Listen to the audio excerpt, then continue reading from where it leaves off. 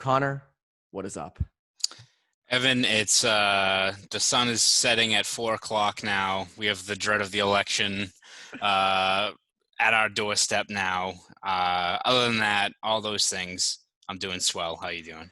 Good. It's funny. Dark days are upon us. I was leaving Home Depot with my friends earlier, and I said to them, I was like, we walked out and I said, you'd think it was like, 6:30, 7 o'clock, sun is setting. It's a beautiful sunset. But I looked at my phone and I said, nope, boys, it's 5 p.m.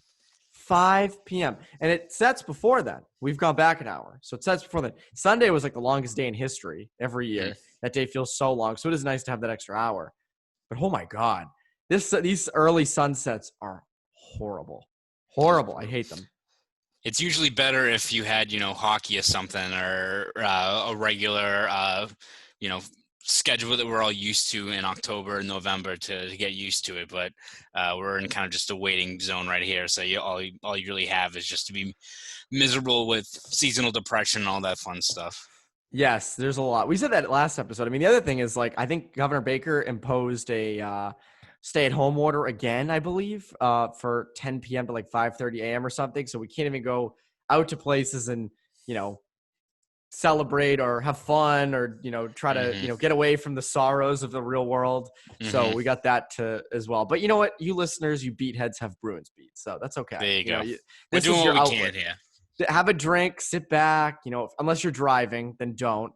Yes. Maybe pull over and have a sip of coffee. Don't drink as you drive. We don't advocate for that. But that's sort of where we're at in the world. Speaking of sorrows and horrible things that have happened this year, and most recently, Travis Roy dying last week. Absolutely horrendous. Horrific news. I know, obviously, he's from BU. You went to BU, Connor, for people who don't know. Did you get to interact with him? Did you interview him? I mean, did you have any interactions with him at all?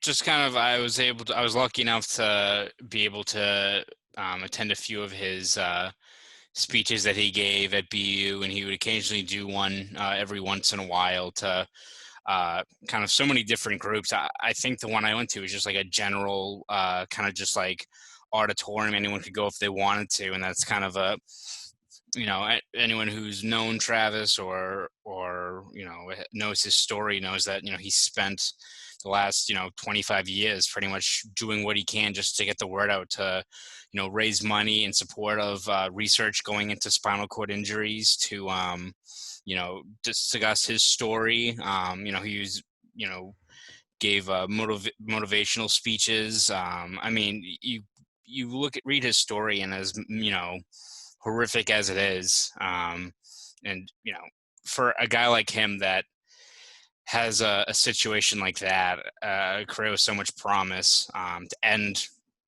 in a way like that, and to not just to be able to have a situation like that and just fight through it and move on and do that. But not only that, but I think kind of what I think makes him remarkable, and something that, like, if I was in that spot, I wouldn't be able to do, is just to not be so, friggin' like bitter at the world, at everyone, to be dealt a hand like that, and to instead, channel that towards all this good that he was able to do, all this awareness he was able to raise. I mean, he has an injury like that. He's back at BU the next year pursuing his degree, and starts his, the Travis Roy Foundation that same year. Like, it wasn't like he, graduated college and then was like, all right, well, what can I do? Like, less than a year after being dealt a hand like that, he's putting in the work to help others, which I think is just a testament to everything you need to know about Travis Roy. So, again, just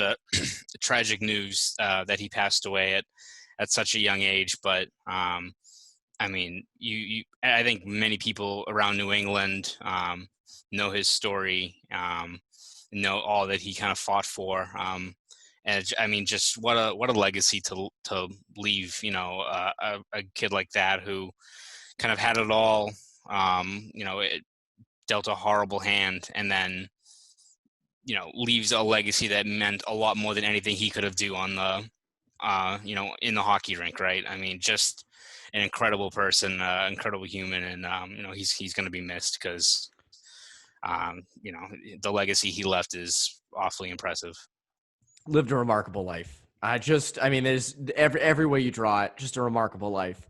And to have, as you said, to have that kind of impact in that situation. I mean, obviously a huge impact on people, like us and all that. But you just look at also for people who were in that same situation that Travis was in, giving hope to families, talking to them, helping them through it as well. I mean, you look at that and just the impact he had on them alone, as well as us. So, going to be missed.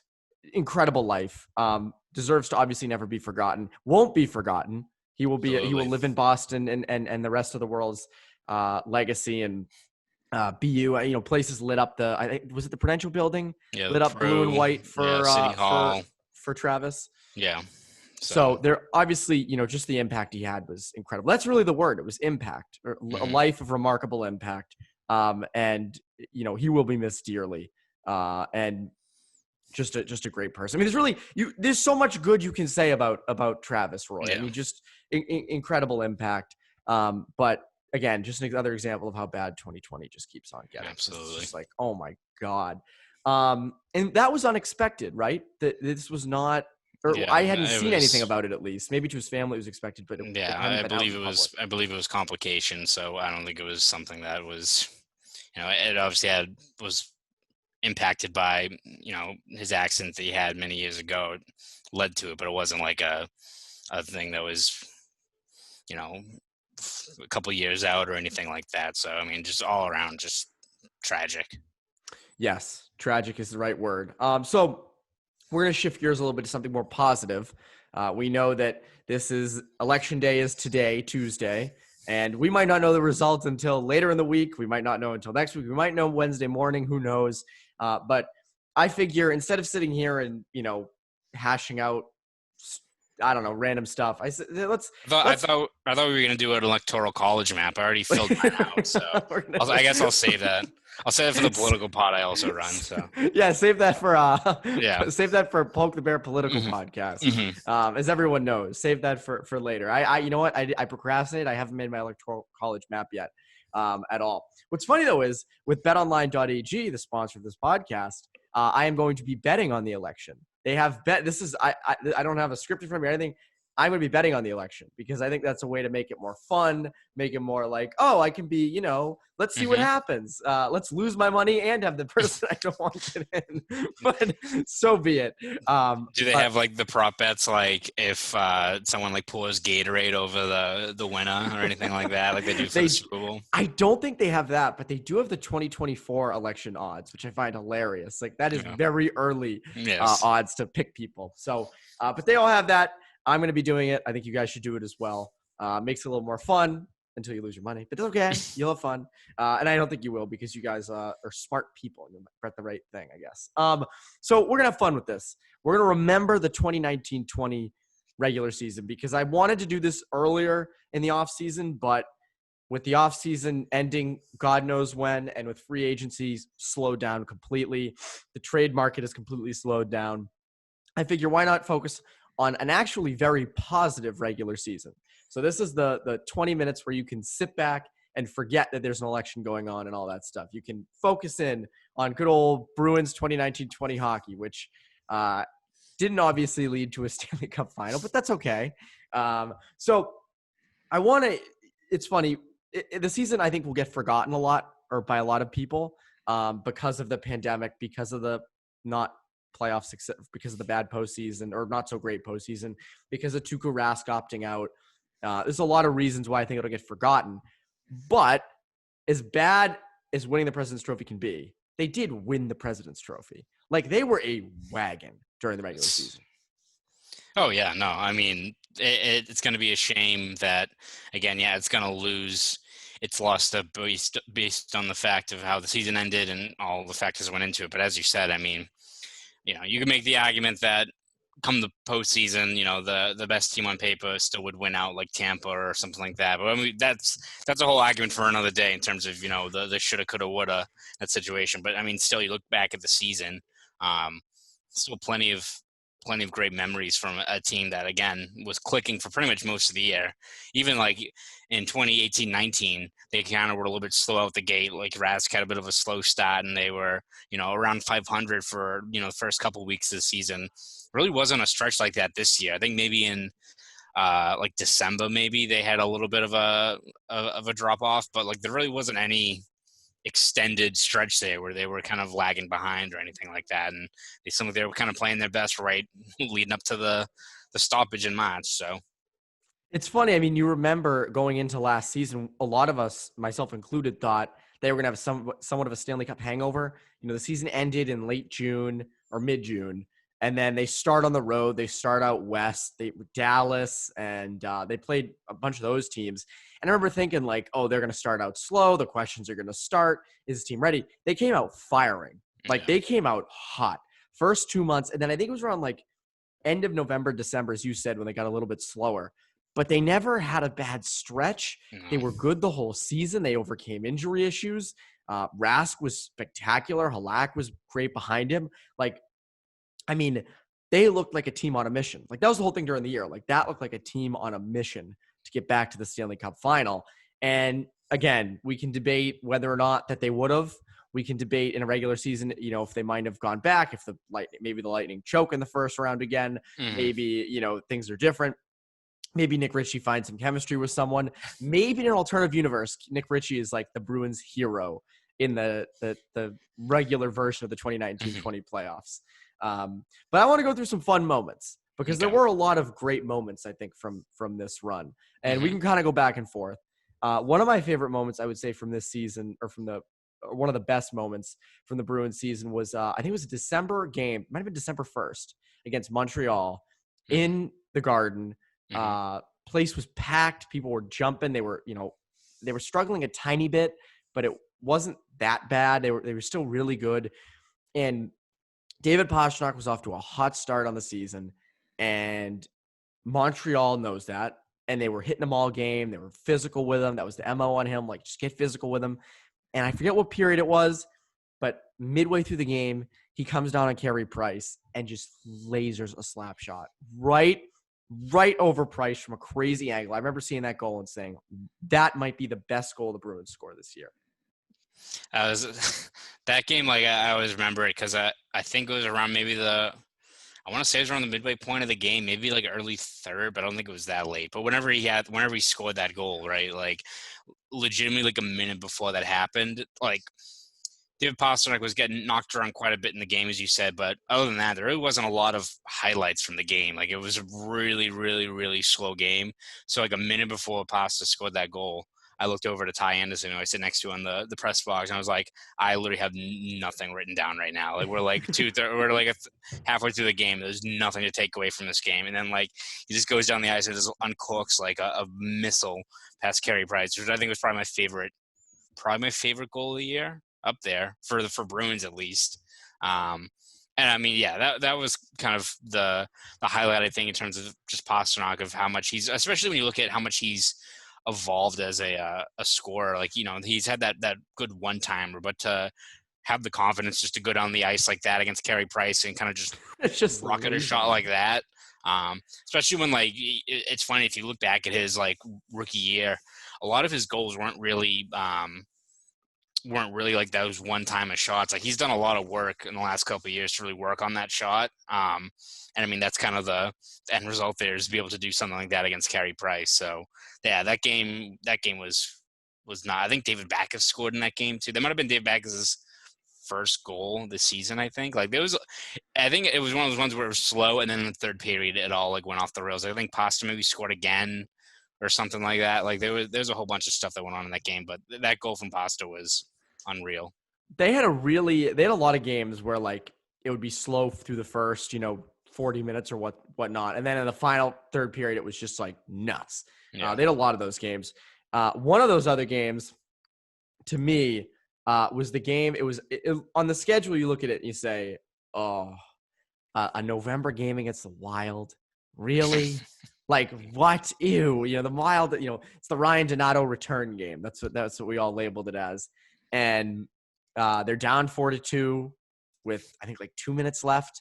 They score 2 in the final minute or final minute and a half, and then Krug scores that crazy overtime goal. To me, that might have been the best comeback / game. Like third period at least. I mean, just resilient effort of theirs. That was the game where we were all kind of like, oh, they should definitely re-sign Krug. I mean, that is like a good example of why. Obviously, now we kind of know, we didn't know there would be COVID and, all that stuff. Those were simpler times. But to me, that game sticks out as another one of those like really good games, fun games. Well, at least the final, 2 minutes in overtime. But what would you say? I mean, do you have a game of the year in mind? I mean, what sort of moments stick out to you from this past season?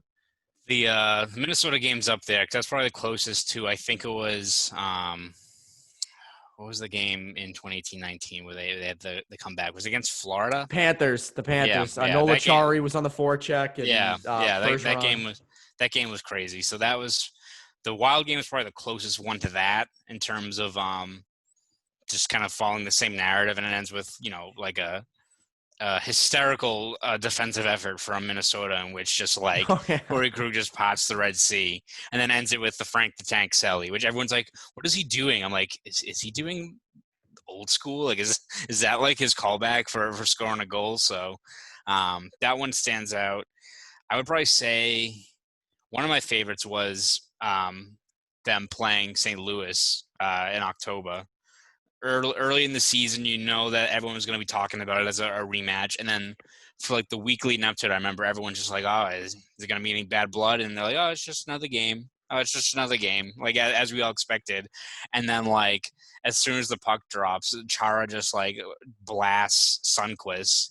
And like the entire rest of the game, I think the Bruins beat him pretty handily. I don't think it was even remotely close. You look at like the heat maps and the shot shots and stuff like that. I think the Bruins kind of kicked their ass in that game, but they also like after every whistle there was a scrum or it was the first time since the Stanley Cup final that it felt like a playoff game. And for as much as they were like, this is a new season, you could tell as soon as the puck dropped they wanted to get a little retort in after what went down a few months prior to that. So that one stands out to me. But if I said to say most entertaining, it's kind of the unfortunate part of this whole year, how it ended, and that their last home game, I think, was probably my favorite game of the year.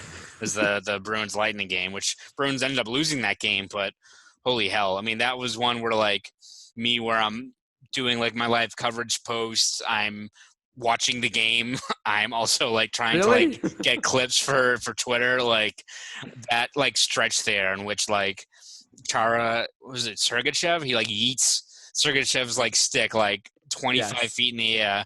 All hell breaks loose. Crowley scores when they don't even call it at first. There's like 5 fights breaking out. That game was just absolutely bananas. It's a shame that's the last time we're going to see the Garden that packed and like rowdy and feeling like a play of atmosphere until who knows when. But don't I mean, that game was wild. I think that's when the Bruins and Lightning matched up in the playoffs leading up to it. I think everyone was pumped because they thought you were going to get 6-7 games like that. And that did not end up working out. But again, it's just, you don't want to say it's just a shame that 2 playoff teams like that didn't get a full kind of series as everyone expected them to, because there's more important things at stake for what 2020 is and all that stuff. But just from a pure fan perspective, I mean, if those 2 teams were kind of at their full strength, in a full packed house, in a regular, season playoff slate, then it would have been great theater. Didn't work out, but that game was kind of the everything you want in a fun hockey game all kind of put into one. A lot of scoring, fights, all that good stuff. It had everything. So the one game I think that might rival that or beat it solely because the Bruins won the game was the game against the Capitals right before Christmas. Mm-hmm. I think it was like December 22nd or 23rd. The Bruins put up like 4 or 5 goals in the first period on Holtby. They pulled Holtby. Mm-hmm. I think they won like 7-4 or something wild like that. There were a ton of fights.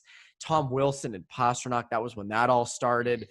There were a bunch of Bruins who got hurt in that game. That was also one of the games where McAvoy got trucked by a crushed. right? Yeah. That's when everyone started to say the Bruins need more enforcers. They got to, they got to get bigger. But that was a game that also stuck out to me, and that the Garden was nuts. And it's always fun. I think the Bruins always have a good game right before Christmas because they always have the home game, or at least they typically do have a home game right before Christmas every year. That always does well. That was that game. It's funny. You mentioned the live coverage thing, and you mentioned the tweeting, the GIFs.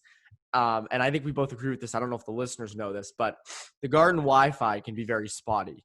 Yes. The press Wi-Fi can be very spotty. And I remember the Capitals game, the Wi-Fi was bad. And we were trying to upload videos of the fights and the goals, and it was taking forever. I remember running around the press box trying to find a better signal. I mean, someday it'll get fixed and we'll laugh at those days and we'll be like, oh my God, remember when we have to find a good place for Wi-Fi, and someday when there's universal Wi-Fi or something. But people don't understand how stressful it is. Not saying it's as stressful as brain surgery or something, but it is. Actually, it is. I think it's probably more stressful. We have to get the content out, man. It's our jobs. It's true. Maybe it is more stressful. Maybe we have more of a stressful job than they do. Brain surgeons and doctors and all that. Maybe we do. Tweeting GIFs, tweeting the content. Oh, there really is a lot at stake, Evan. A lot at stake, and people need to understand that.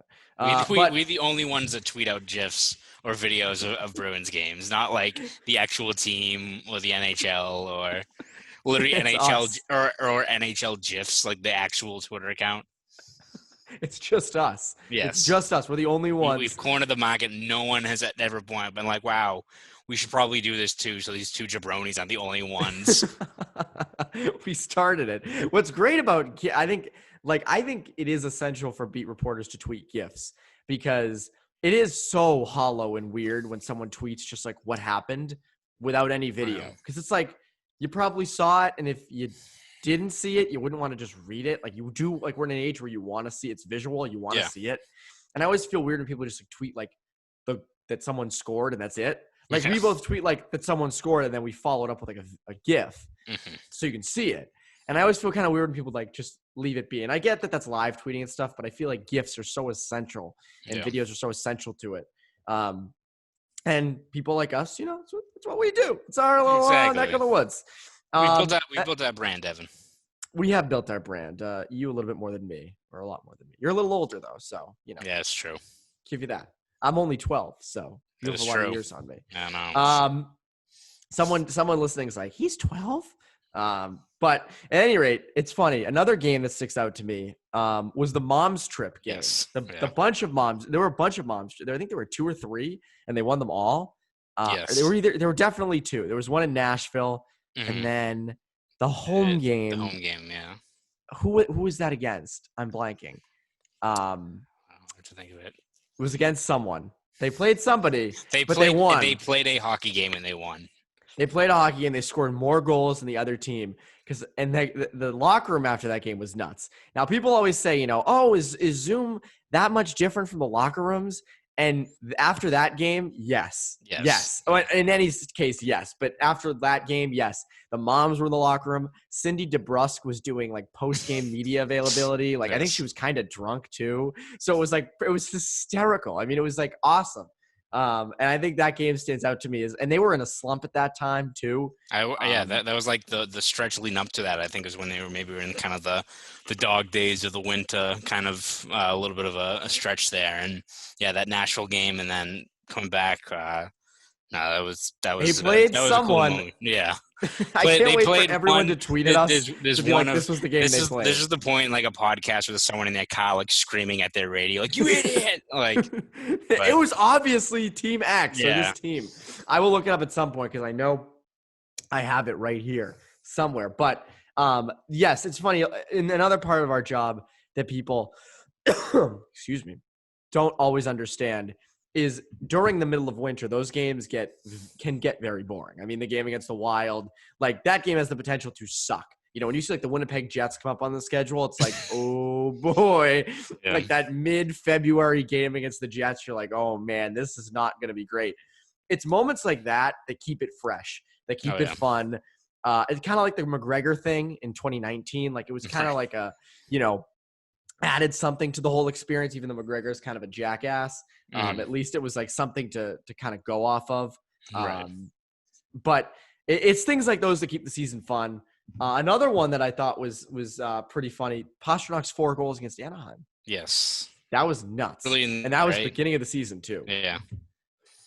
That was that was kind of like, in some ways, Yeah. I would say that kind of put not Pastrnak on the map. You know what? Timeout. The game was against the Jets. Yeah, I just looked it up. Yeah, I was like, how'd you say Winnipeg before? Yeah, it was the Winnipeg Jets. So it was the Winnipeg Jets. It was the Jets who they played because they scored. I remember it was a back and forth game. Now I'm remembering it all. That was the game. It was against the Jets. So you yelling in your car at the radio can feel good now, knowing that we heard you. We heard you, and now we know. Thank you for the help. It's Winnipeg. Spoke Z was probably like beating his car, like hitting it, or hitting his earbuds, furiously tweeting at both of us that it was the Jets. And you're right. We heard you, Z. It's the thing too is that game was back in January, which now January 2020 literally feels like friggin' like January 2014 at this point. Like it feels so friggin' long ago that you don't like. I now still lose track of that time. The Bruins should be like 3.5 weeks into their season if this was a normal year. Yes. Like Jackson would probably be called up at this point already. Like we'd have just other stuff to talk about, but alas. It is incredible when you think back to that, and it's like, that was this year? Yeah. Like, really? Like that happened this year? Yeah. I mean, it just doesn't make sense to me. Through everything we've been through this year. And it is sad I always say it's bad when you're getting nostalgic about like a few months back rather than like a few years back. Because to me, I mean, that stuff seems forever ago. Yeah. And you hope, you do hope. And one of the things, obviously, there's a million things I hope come back, like, going out to eat normally without masks and sitting near people and going to bars and, club life and all that stuff comes back. But one of the fun things I do hope, and I think this will at some point come back, is going into locker rooms and talking to players and stuff. And the mom's trip thing was a perfect example of why that stuff is so fun and essential and just, good for everyone. And it says you get to talk to these moms who want to talk about their sons and are having fun and all that. So that was a very fun moment of the year. Are there any other moments we haven't touched on that stick out to you? Oh, I gotta think. Let's see. Here's a couple. In terms of the best fight of the year, it had to have been David Krejci fighting Joe Pavelski. Remember when that happened? Yes. Like it wasn't like, I think the best fight the previous year was it Chari and Uyghur. That was like a retro, like old time fight. That was like a heavyweight fight. David Krejci, not well known as a fighter, neither is Joe Pavelski. So when we look over at the ice and he's dropping the gloves, I was like.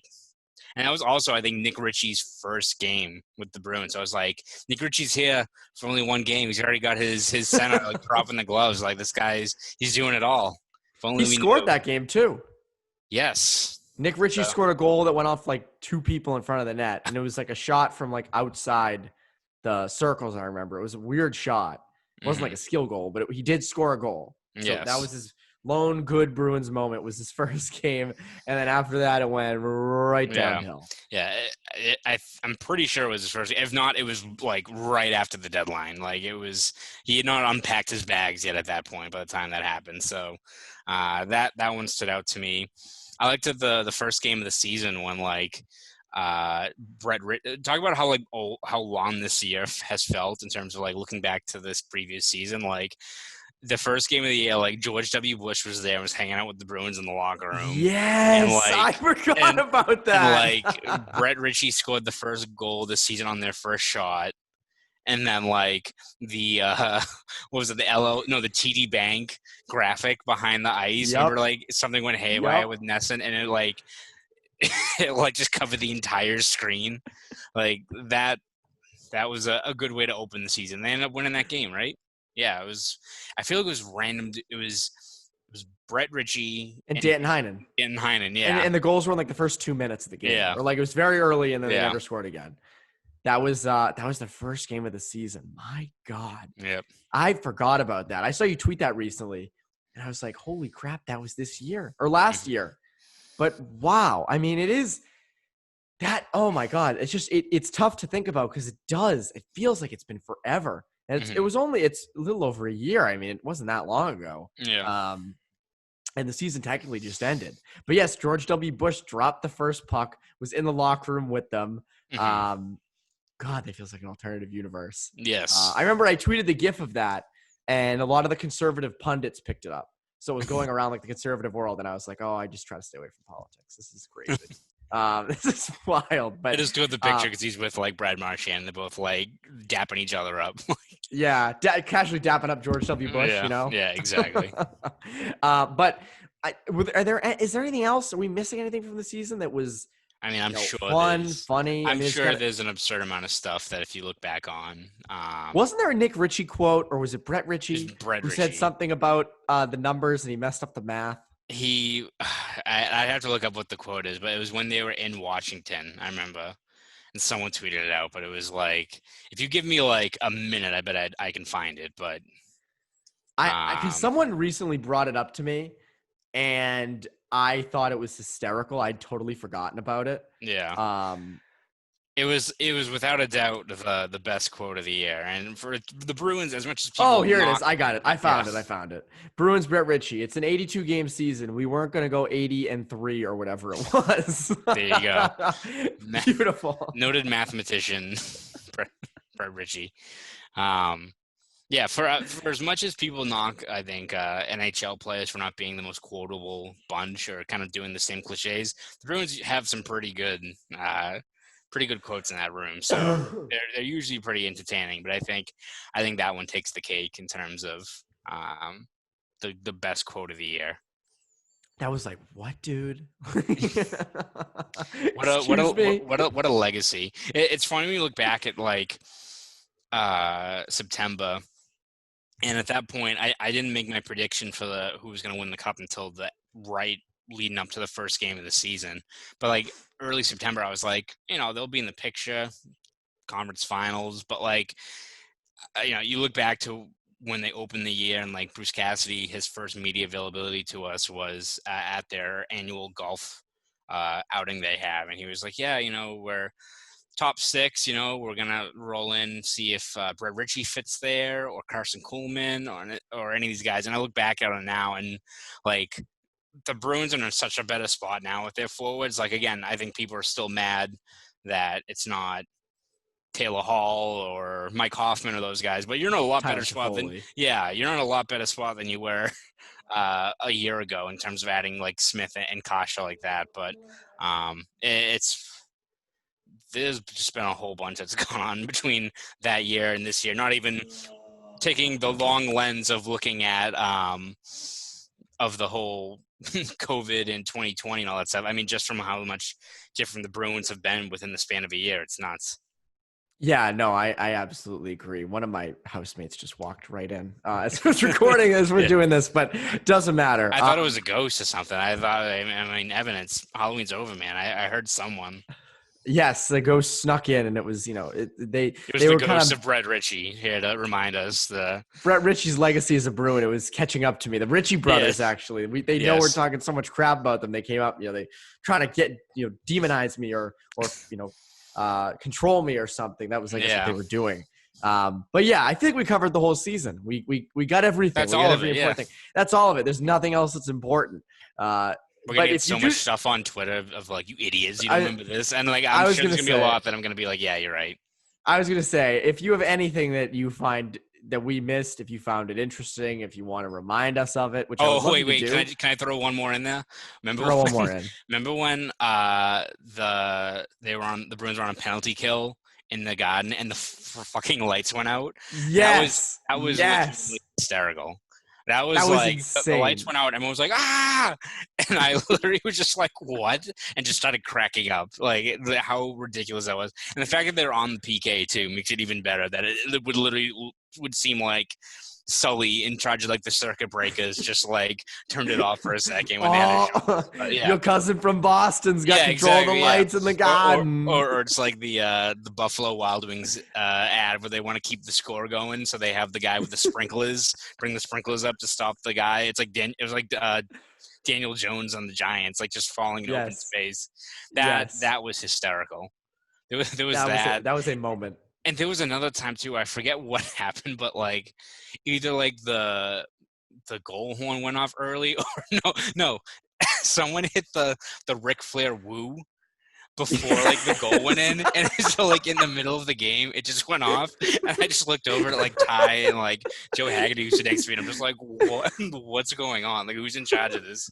And like, I forgot about that. It wasn't even like within 10 minutes of a goal scored. It was just right in the middle of it. I forgot about that. Yes, and the lights going out. Oh my God, technical difficulties are the best, aren't they? Which also the whole Ric Flair woo thing is still the best because everyone who thinks that it's the PA announcer who does it. There's always like people who are always like when they announce like there was gonna be a new person taking over, they're like, oh, like hope this guy can't do that woo anymore. I'm like, it's Ric Flair, guys. That is not that guy doing that every single time. Can you imagine if you just had to have like that dude do Ric Flair? He's got like laryngitis one night. Exactly, like shit. Like, woo! Yeah, I'm like, guys, like what? How do you guys not know this? Like they play like friggin' Stone Cold Steve Austin like every single like third period, like the walk-in music, and now like you just don't know Ric Flair. They got they have the most consistent woo in the league. The guy just comes up and that guy has it down to his knows science. what to say. Yeah, knows exactly how to prep his voice and say it correctly, so he gets it right every time. Yes, that is that. But if there is anything else that we forgot or didn't mention, please feel free to tweet at us because we would love to reminisce on the good times, just like you are listening to this. Because there were a lot of great moments this past year. You might forget them, but there were a lot of great moments. And obviously there were great saves. Rask save on Evan Rodriguez at Buffalo was the save of the year. One last thing. And this is it. Marchand missing the puck in the shootout against the Flyers. Yes. That was nuts. Yes. I remember I mean, we didn't travel to the game for that. So I remember just looking down at my phone midway through the shootout and looking up and seeing Marchand like skating around and Philadelphia celebrating. I was like, wait, what happened? And then he just missed the puck. Like, just missed the puck. Yeah. That was a fun one. I think the rest of the league had a really fun time with that. Gritty had Twitter. A fun time with that. Yes. That was great for Gritty. If you give Gritty that ammo, you know what's coming. So yeah, you never live in that one town. No. Marchand could beat the Flyers in the conference final, and that would still be like a thing Gritty would use. It's like you missed the puck in a shootout, and I wouldn't blame him for it. I mean, you know what? Use it. Like I'd use it too, right? If I was Gritty. But at any rate, that is the 2019-20 Bruins season. If you have anything, as I said, please send it our way. Tweet it at us so we can reminisce with you. Connor, is there anything that you'd like to plug before I let you go? Yeah, so the electoral map is done, so I'll be running through that. I'm just fucking around. I'm BSJ. Yeah, everyone's been waiting for the Conor Ryan exclusive electoral map that's has extensive polling for it. So you're getting that at BSJ. Yeah, what we will have at BSJ, we're going to have a whole bunch of stuff throughout the week. I think I'm going to take a stab at the Bruins Prospects, and I think I'm going to do a top 20 ranking. So as I think everyone knows kind of the big names, right, in terms of like the Stanikas and the Beaches and all those guys. But I think if you do a top 20, you can kind of get into the weeds a little bit and view some of these guys who either maybe in Europe, in college, who could be kind of on the rise up through the system. So I'll be looking at that this week. So you can find that over at BSJ, BostonSportsJournal.com. Subscribe there. And if you want to follow me on Twitter, you can do that by following me at Conor Ryan _93. Do all that. And for CLNS Media, I'm Evan Marinofsky. You Bruins Beat listeners, stay sane and have a great rest of your week.